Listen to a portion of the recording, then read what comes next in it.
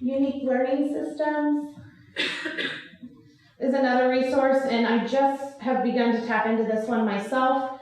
I know some of you have been using it a while, and feel free to share your insights on your cards, and we'll elaborate more during our discussion time. These are just the things that I have found helpful in the short time I've been using it. Each lesson has a Common Core sheet listing the standards addressed, and they're themed for each month, a variety of lessons, including reading, math, science, cooking projects, book reports, journals, editing lessons, and so much more.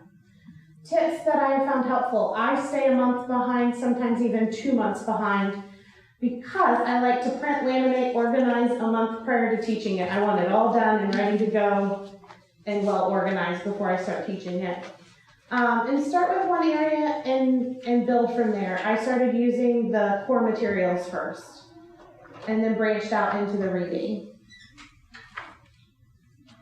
News to you. We read the weekly article using our smartboard. It can also be done on the app on the iPad. That's how I started. My kids all sat down and they did it themselves on their iPads. We're building towards the class can read together and then do the extension activities on the iPad to allow individual progress monitoring. I take their iPads and just jot down what they've done on their News to You and how well they're doing with the different questions and things that follow the newspaper article. Utilize related recipe for cooking activities, extension activities to their ability level are available. There's dot-to-dot math, matching vocabulary, craft projects, writing projects. This is becoming one of my favorite things. There's a sub in my classroom today, and they have several of those in case they run out of time and they need something to fill some time. Good tool for social studies. It hits all the things that are happening in the world.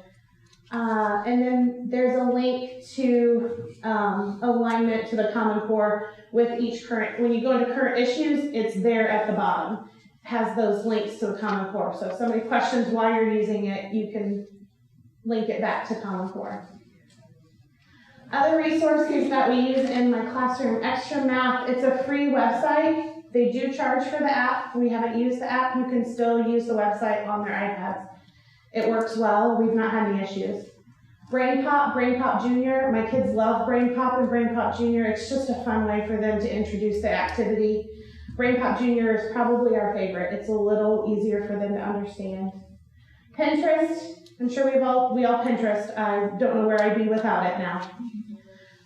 Teachers Pay Teachers has been very helpful. You don't have to pay for the membership to use some of the stuff. There is stuff that they do offer for free. Schoolhouse Rocks videos. I loved them when I was in school. My kids love them. They sing the songs all day long. Leapfrog Sound Factory videos. We use those. We use one weekly. Visuals and manipulatives, I think that's probably the thing I found the most important, is if I can give them a manipulative or a visual, they're going to pick up that concept a whole lot faster. It's engaging all of their senses and all their learning styles. YouTube videos, not just YouTube videos for them to learn from, but me getting to see somebody else teaching it. And then get gen ed teachers in your building. I go to my math teachers, especially when I'm unsure of a concept. I've been doing life skills for a long time. This is the first time we're teaching congruent figures, integers. And I just start asking questions, and they have ideas and things. They're a great resource, so please use them. And then each subject has a dedicated area in my room. It's not big. The math teacher has math stuff everywhere. I felt like we needed to look like a classroom too, like those classrooms. So we do it by section.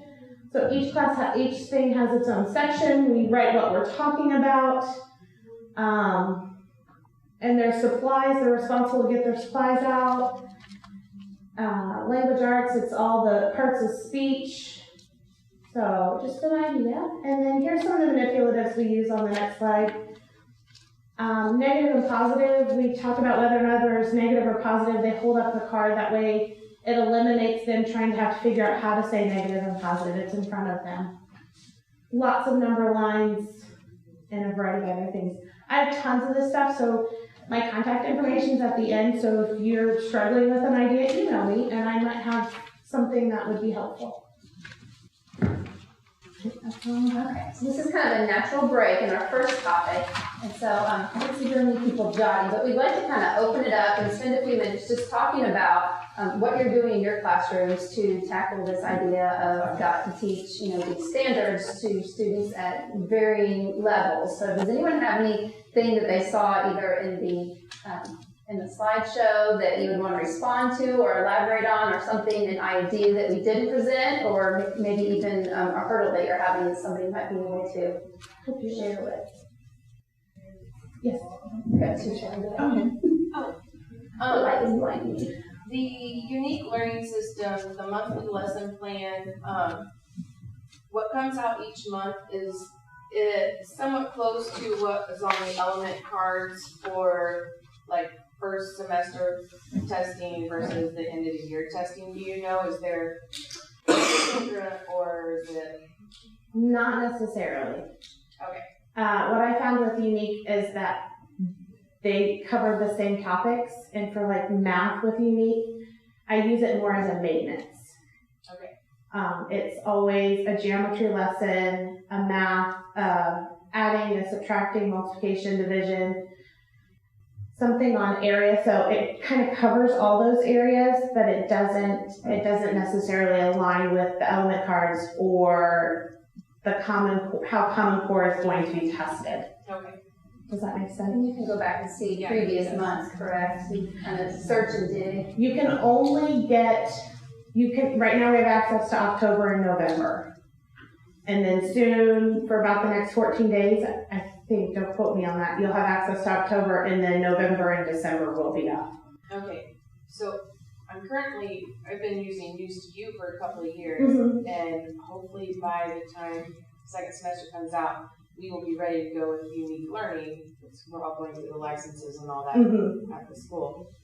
So that's what I do is you only get News to You every 2 weeks. So we stay at least 2 weeks behind, and then I pull from the worksheets, downloads and whatnot. Mm-hmm. Is that similar how you're That's how I use Unique. Okay. The News to You, we're pretty on target with what's going on. If, like, we just had a 2-week fall break, I went ahead and printed those articles so I have them in case something doesn't fit or we need another activity. So I went ahead and printed all of that for them.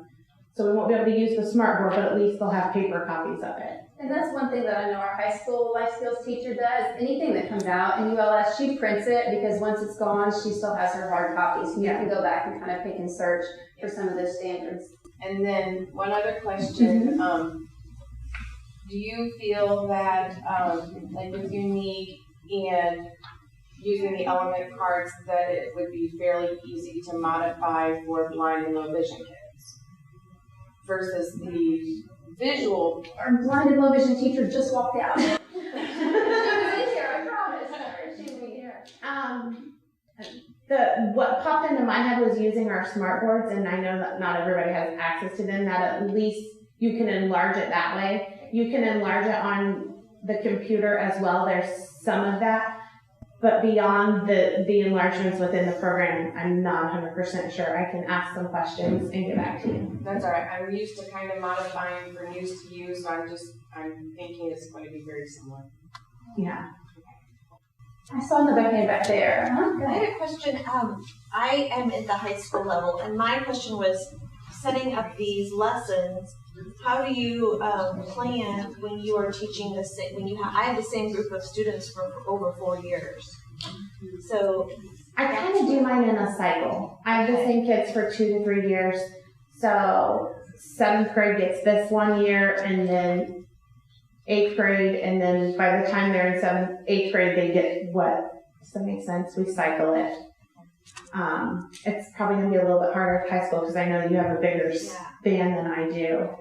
But that would be my suggestion, is we just try to cycle it. And I keep, I'm building as I go and keeping, because this is new. You know, we've been doing it this is our 3rd year. This is my 2nd year truly doing standards and like real, I call it real, but what I was doing before was real. But that harder, higher academics with our kiddos. So I'm just trying to build that base. That's why I have binders. I keep everything in a binder. My staff, if anybody comes in my room and you ask them, what are we supposed to be doing today? Hold on, let me go get that binder. So that, you know, they know where to find everything. That's just kind of our system that we found that works. There's also, just on the side note, we just got a subscription to like the A to Z Kids reading, and then the online is the Raz Kids, and they are aligned to the I mean, you can pull up our standards and find.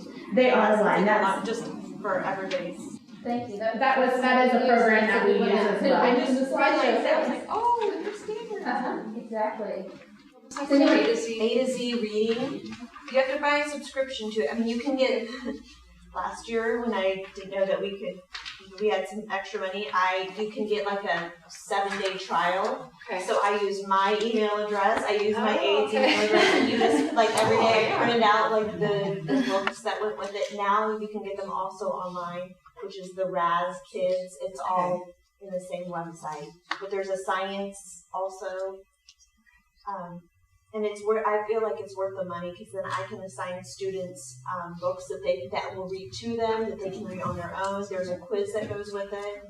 And then it sends me a report of where they're missing, like vocabulary is a big one, that they are missing the vocabulary words. So that has helped with our high school, especially high school because it's appropriate for their age. We're not reading like Billy Loves, you know what I mean?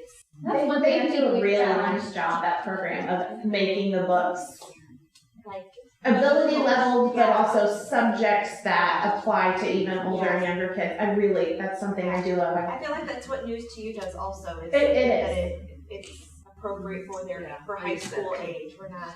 Right. Does it implement our curriculum? Does it connect to the standards? I'm not sure how well it connects to the standards, but we have used some AbleNet curriculum as well. Their science and their social studies curriculum.